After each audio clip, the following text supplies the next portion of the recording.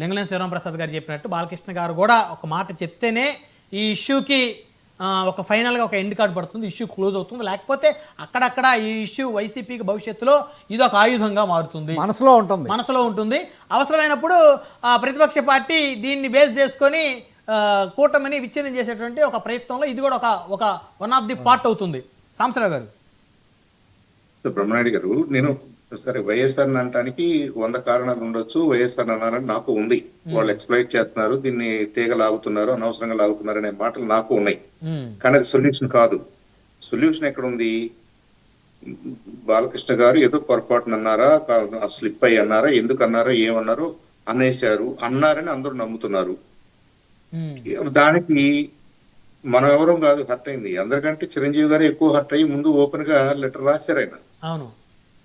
కాబట్టి వాళ్ళిద్దరిని మనం సాటిస్ఫై చేయకుండా, చిరంజీవి గారు సాటిస్ఫై కాకుండా, చిరంజీవి గారు కూడా పర్లేదు పొరపాటున అనేసాడులే అనే మాట అనలేకపోతే ఆయన, చిరంజీవి గారి అభిమానులకి ఆ బాధ ఉంటుందా?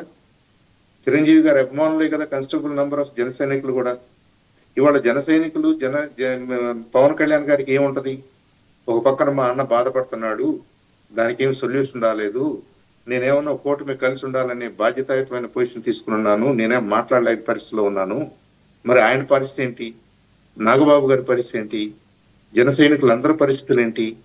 చంద్రబాబు నాయుడు గారి పరిస్థితి ఏంటి? వాళ్ళ మీరు ఇందాక డిస్కషన్ చెప్పినప్పుడు మొదట్లో అన్నారు, ఆయన అక్కడికి వెళ్ళాడండి, 2 గంటల సేపు సుదీర్ఘమైన డిస్కషన్ పెట్టారు. ఇది ఫస్ట్ టైము, ఆయనకి హెల్త్ బాగుండకపోయినా గతంలో ఫోన్ లో మాట్లాడారు, కానీ ఇవాళ ఫస్ట్ టైం ఇంటికి వెళ్ళారు అన్నారు. ఏ ఉద్దేశంతో ఆ మాట అన్నారు మీరు? అంటే చంద్రబాబు నాయుడు గారు వెళ్ళి దీని మీద ఏదో వివరణో ఎక్స్ప్లెనేషనో కన్సోల్ చేయడానికో ప్రయత్నం చేస్తుంటారనే అభిప్రాయంతో మీరు అన్నారు. చేస్తుంటారు ఆయన.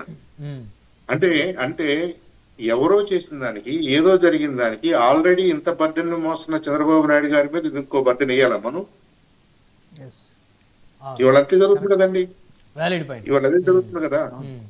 నేనేమంటున్నానంటే డాక్టర్ కామినేని శ్రీనివాస్ గారు కానివ్వండి, లేదంటే బాలకృష్ణ గారికి కానివ్వండి, అసందర్భమైన మాటలు మాట్లాడటం వల్ల వాళ్ళు మాట్లాడాల్సింది ఏంటో మనకు తెలియదు, వాళ్ళు ఏం చెప్పదలుచుకున్నారో మనకు తెలియదు. కానీ ఇవాళ కూటమిలో ఇంత పెద్ద సమస్యకి అయితే మాత్రం వాళ్ళు బీజం వేశారు. కాబట్టి అసెంబ్లీలో కూర్చున్న ప్రతి ఎమ్మెల్యే కూడా